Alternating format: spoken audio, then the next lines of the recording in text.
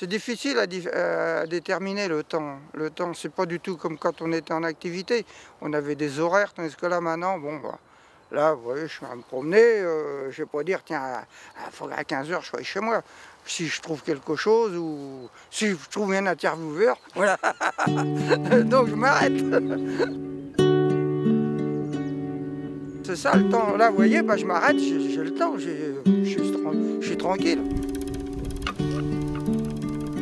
Le temps, moi, c'est mathématique. C'est 60 secondes par minute et 60 minutes par heure, et etc., etc. Donc le temps, depuis que la Terre tourne et que la Terre existe, a toujours été le même pour tout le monde. Moi, je dirais, le temps, c'est la liberté.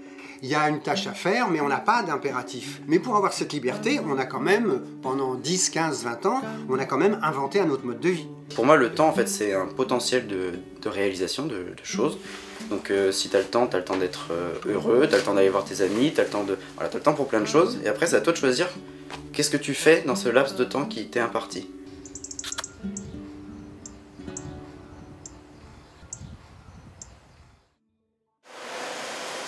J'occupe un poste sur des horaires d'équipe, 6h, 13h ou 13h, 20h.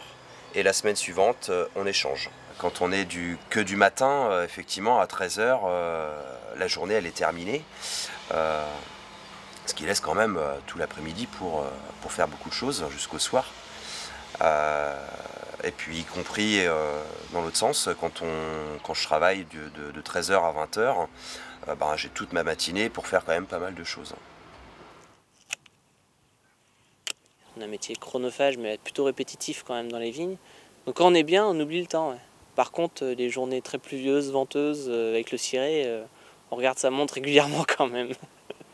Donc là, il faut se motiver justement pour pas débaucher. Même si on a cet échappatoire d'aller dans la nature, dans nos vignes, voilà, on recale un peu les choses, j'ai envie de dire, mais on a quand même des plannings bien bouclés. Le temps passe vite, une semaine est vite mangée, quoi. Le fait d'être indépendant, des fois, beaucoup de gens disent « Ah, c'est cool, tu fais ce que tu veux de ton temps », mais non. Je pense que non. On a des obligations clients, mais pas que, on a aussi des obligations. Enfin, si y a un enfant à aller chercher à l'école, si y a un client à appeler, si on a plein de facteurs d'organisation qui sont indépendants de nous-mêmes. Donc oui, peut-être plus libre que si je suis salarié, j'ai des obligations de présence bureau de telle heure à telle heure, ça c'est sûr, mais pas pour autant si libre que ça. Le fait de pouvoir travailler chez moi ou à proximité, ça fait partie, on va dire, de mes nouveaux choix de vie. Aujourd'hui, si j'ai des rendez-vous, en gros, je prévois 20 minutes, alors qu'en ville, il faut limite regarder sur Google, tout comme ça, dire « Ah bah non, là ça bouchonne, je vais mettre plus longtemps ». On a moins le souci du temps, finalement, qui, avec la densité de circulation en ville, est beaucoup moins maîtrisable, quoi. C'est parti. Bon, j'ai commencé le taxi la nuit. Il y a un côté paisible, tranquille, moins stressant, quoi. Il y a moins de monde. Donc là, normalement, le train il vient d'arriver.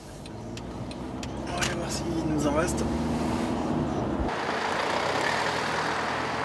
Je me couche à 7h, je me réveille vers 13-14 h, mais j'ai quand même l'après-midi, donc je suis pas coupé du monde non plus.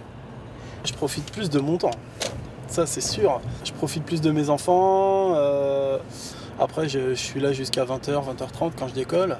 Je peux les coucher. Y a pas de... Je peux faire du sport l'après-midi, je peux bricoler. Non, j'en profite plus que les gens normaux qui vont au travail et qui font 8h midi, 14, 17 quoi.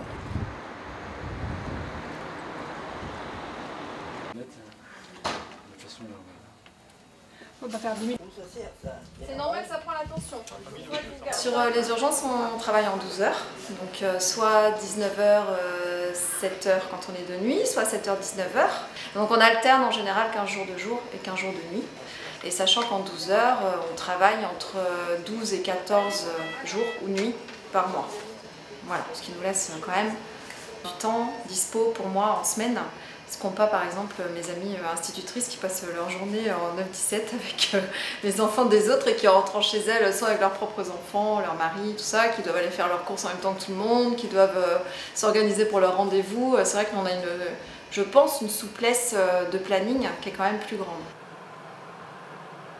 Un homme est mort ce week-end à cause des émanations de monoxyde de carbone de son groupe électrogène. L'invité de ce journal est la maire de Villeneuve-Saint-Georges.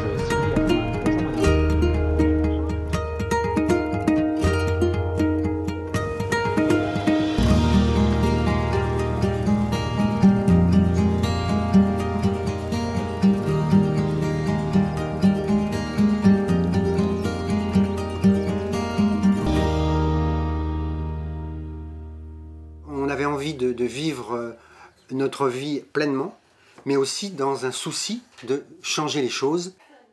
On a évidemment très rapidement pensé au potager et une bonne part de notre nourriture vient de 20 ou 30 pas. En moins de 2 ans, on a mis au point des systèmes qui font que depuis 20 ans, on ne paye plus de facture d'électricité et ça sera jusqu'à la fin de notre vie. Depuis 40 ans, on ne paye pas de facture d'eau. On a mis au point un système de potabilisation de l'eau de pluie avec un système qui donne de l'eau très bonne à boire. Une fois qu'on a mis en place ça, on n'a plus rien à faire et on a beaucoup moins à faire que n'importe qui. Parce qu'on n'a pas à aller bosser pour payer l'électricité, pour payer l'eau, pour payer la bouffe, pour payer son loyer. Donc on a du temps de vivre. Et à ce moment-là, s'il y a une opportunité, à part certains moments qui sont rares, on n'a pas de contraintes.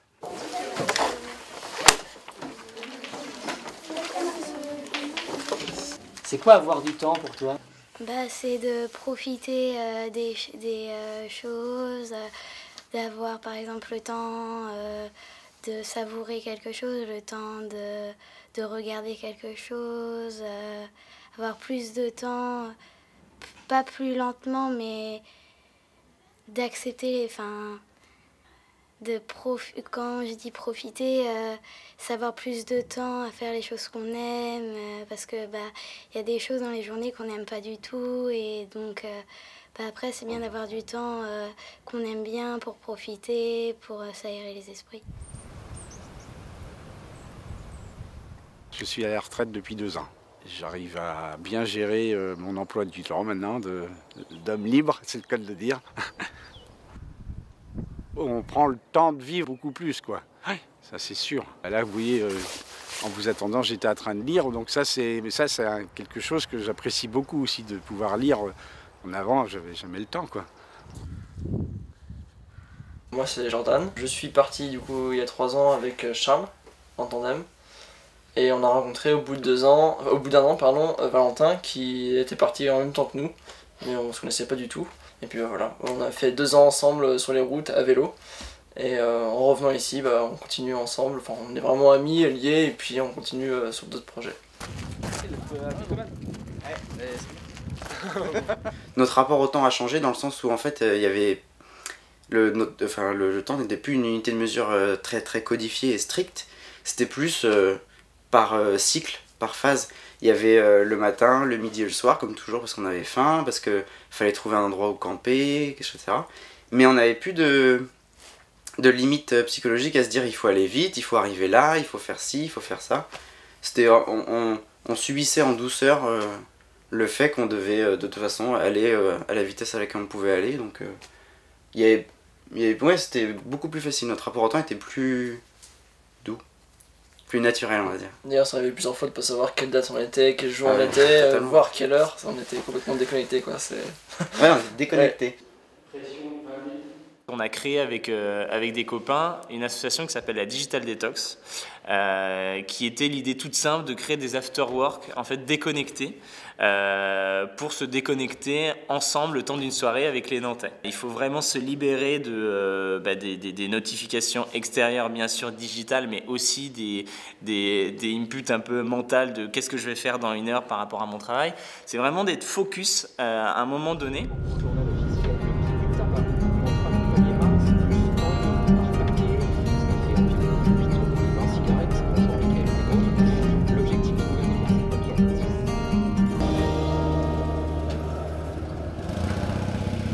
quand on se réveille pas à l'heure, quand on a quelques minutes de retard, et après ça met tout en décalé.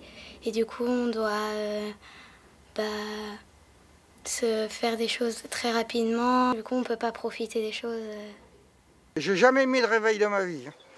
Et je me lève à 6h30 le matin et je lis mon journal. J'entends le journal, il passe, il est 5h moins le quart par là où j'habite. Je lis mon journal, je prépare le petit déjeuner. Ma femme se lève vers 8h. On prend notre petit déjeuner. Après, on a des courses ou des trucs comme ça à faire. On peut aller faire ses courses jusqu'à 21h le soir, même parfois 21h30 ou 22h. Donc c'est une organisation, mais moi j'ai pas l'impression d'être pris par le temps. Voilà. Maintenant c'est la course au temps, hein, sûr. Quand vous voyez les gens, maintenant c'est boulot et puis en plus maintenant les gens font des horaires. Nous, dans le temps, on avait toujours au moins 2 heures pour manger et tout. J'habitais pas loin. Mais maintenant, les gens, qu'est-ce que c'est? C'est 8h, 7h ou 8h le matin. Ils mangent vite fait en une demi-heure et hop, aussitôt au boulot. Et à 5h, ils sont libres. Mais à 5h, ils tombent dans les embouteillages. Ils passent 2 heures sur la route. C'est ça le temps. Ils n'arrêtent pas. Hein. Sûr que maintenant, la vie est beaucoup plus trépidante que dans le temps. Hein. Je fais des kilomètres pour venir à mon travail. Je fais exactement 55 km aller, 55 retour. Autant vous dire que, voilà, par expérience, je vis les moments passés sur la route, dans ma voiture, mais j'apprécie aussi être sur la route.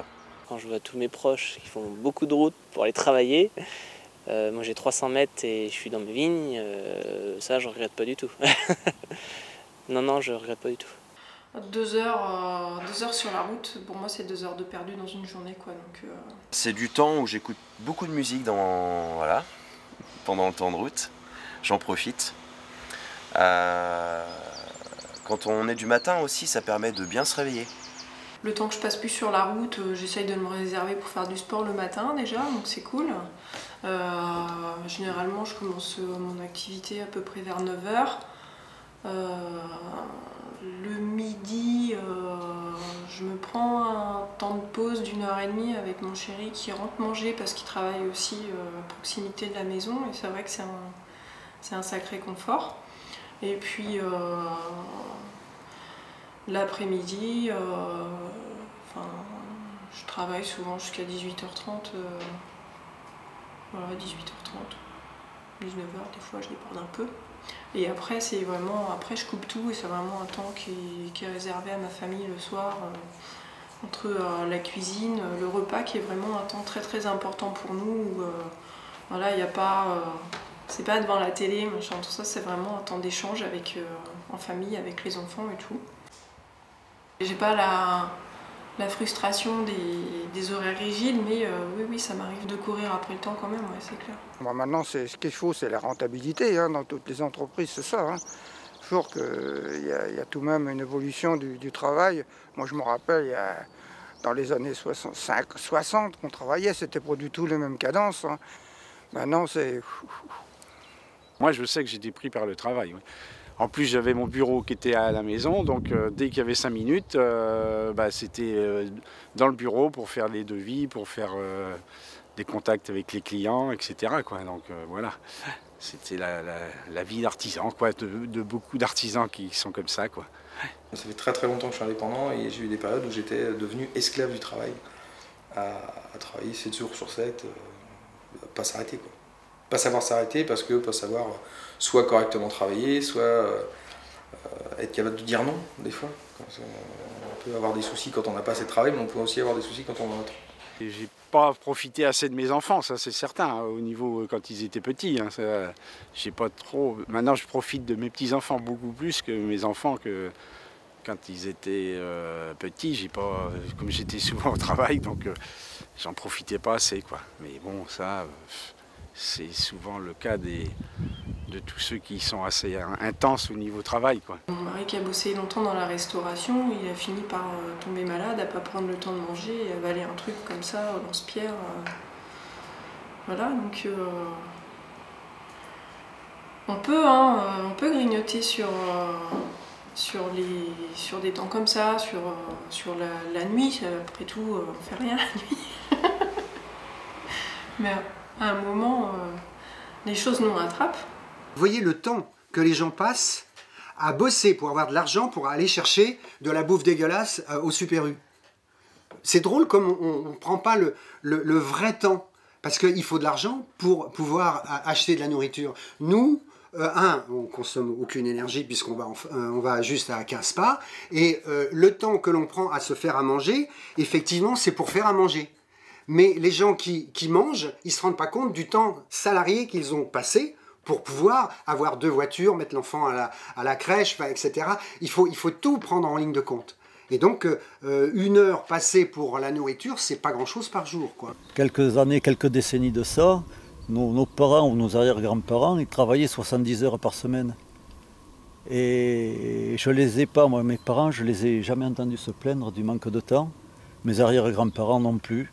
Alors quand on est à 35 heures de travail par semaine, ces personnes-là comprendraient beaucoup moins qu'il y a un manque de temps. Mais ce qui a évolué aussi, c'est la pression et puis médiatique qu'il y a eu sur tout le monde, et c'est les envies qu'on a suscitées. Maintenant, bon, il faut trouver du temps pour aller au sport d'hiver, il faut trouver du temps pour aller en vacances, il faut trouver du temps pour partir en week-end, il faut trouver du temps pour aller à la plage. Et effectivement, après, on peut toujours avoir l'impression de manquer de temps pour profiter de tout ce qu'on nous a mis en avant. C'est un petit peu la carotte qu'on met devant l'âne, ça. Quand on met une carotte devant un âne et qu'il ne peut pas l'attraper, il court de plus en plus vite pour l'attraper. On est impatient pour tout, et tout le monde est impatient pour tout. On est impatient dans les rapports aux autres. Encore une fois, je pense que privé et pro, ça fonctionne pareil. On est impatient parce qu'on veut acheter ce truc-là et on le veut tout de suite, on ne veut pas attendre. On est impatient parce que on est mercredi, on voudrait tout de suite être samedi pour être posé tranquille à la maison. Et oui, je pense qu'on est tout le temps impatient. Toujours aller de plus en plus vite au niveau de la communication, on ne prend plus le temps avec les mails, les téléphones, on est toujours connecté. Non, la patience, on l'oublie un peu, ça c'est sûr. Nous, on souffre de l'impatience des clients, quoi. C'est qu'ils veulent que leur taxi il arrive tout de suite, quoi. Ils veulent commander, tac, faut que ce soit tout de suite. Sinon, on prend un Uber, vous voyez. C'est pour ça ils veulent pas attendre, quoi. Moi, j'ai aucune notification sur toutes mes applications, Instagram, Facebook. J'y vais quand j'ai décidé, parce que sinon, c'est un bouffetant pas possible. Quand tu donnes du sens à la vie, tu as envie de prendre le temps pour ce qui a du sens. Et aujourd'hui, les gens pédalent sur un vélo, ils se plaignent, mais qu'est-ce qu'ils font pour changer les choses? Quand on est grand, on a plus de choses à faire, on a plus de choses à se préoccuper. Donc du coup, on fait les choses plus rapidement pour après faire tout dans une journée, pour avoir le temps de tout faire.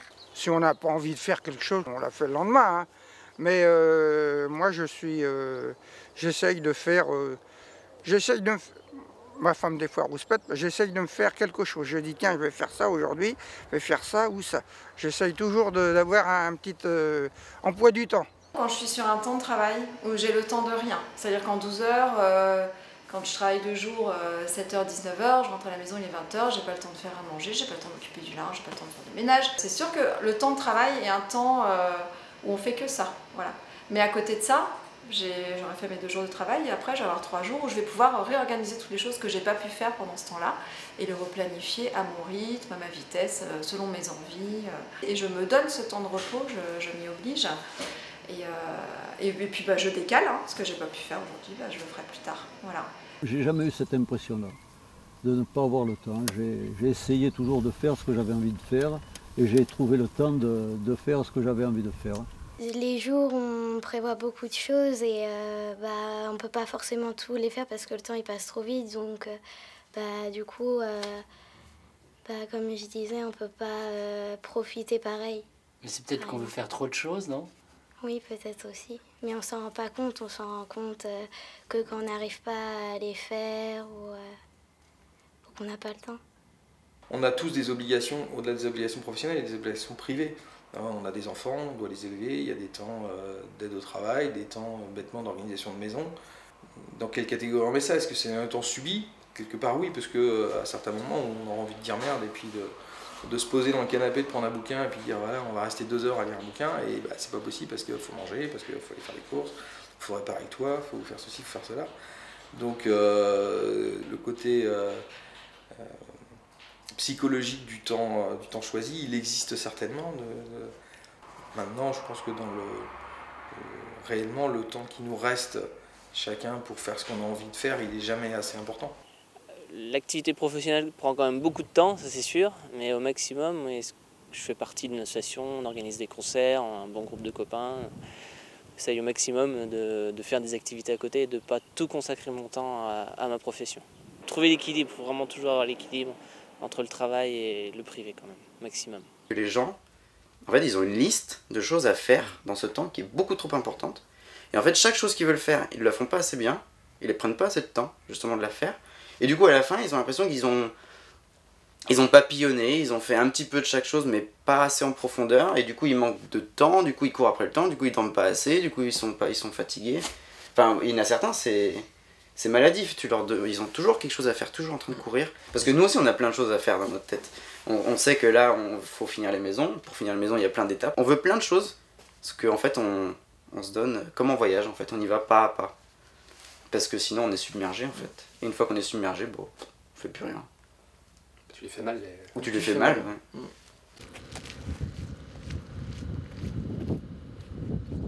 La nouvelle génération, elle profite un peu plus de leur temps, je pense qu'ils essayent de moins se tabler sur le travail comme enfin, moi ou même plein d'autres ont fait. Ils arrivent à mieux gérer leur emploi du temps, je trouve. Donc c'est peut-être eux qui ont raison. Hein. Moi j'ai trop consacré, je pense, à l'entreprise. Maintenant, bon, ça c'était un choix.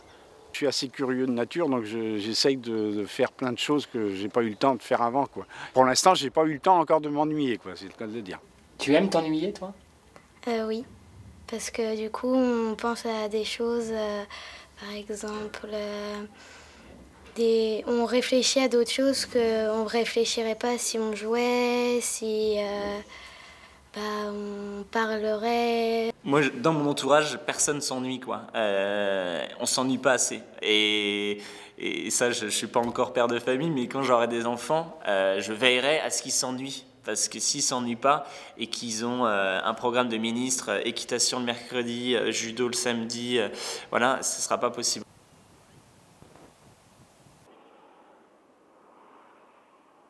Il faut beaucoup de patience pour être vigneron. Quand on plante une vigne, déjà, on est obligé d'attendre 3 ans pour la première récolte. Et après 6 mois pour commencer à commercialiser les vins.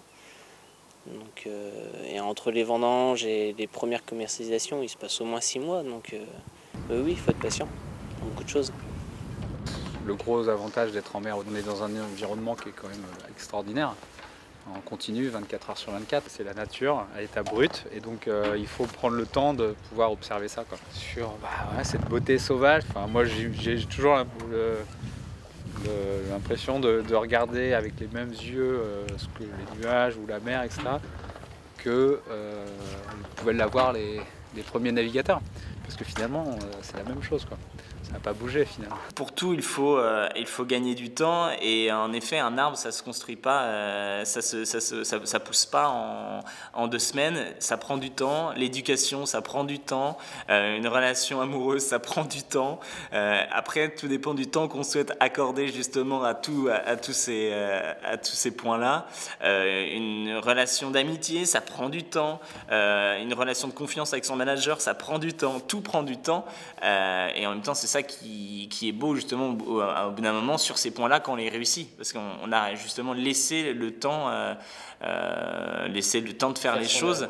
Les disputes aussi, ça prend du temps. C'est-à-dire comment ne pas se braquer après une dispute et prendre du recul et ne pas aller tout de suite à l'affrontement et perdre un ami. Autrement dit, voilà, le temps, il peut être vraiment aussi notre allié, quoi. Mais il faut justement avoir du recul là-dessus, quoi. En fait, j'ai l'impression que le temps, la notion du temps, elle Elle est élastique. Elle est très, enfin, elle est subjective dans le sens où si je suis attentive à ce que je fais, en fait, j'ai tout mon temps. Quand je suis avec mes petits-enfants, c'est un temps que je prends, je suis complètement consacrée à eux et mon temps, il est ouvert. Si je fais la cuisine et parce que j'aime ça et puis que ça nourrit, ça a du sens de cuisiner des légumes que j'ai fait pousser, qui ont pris du temps à pousser, etc. Je vais les préparer, mais en fait, c'est un temps créatif, c'est pas forcément un temps subi. Ce qui est bien aussi quand on a un rapport au temps qui est très naturel, sans contrainte, eh ben, c'est qu'on est spontané, on peut changer d'avis, on peut changer de direction, S'il arrive quelque chose de mieux que ce qu'on avait prévu, bah on y reste quoi, et voilà quoi, ce qu'on peut pas faire forcément quand on a un boulot, c'est plus copain, de liberté. des familles. Oui, c'est de la liberté en fait. Ouais.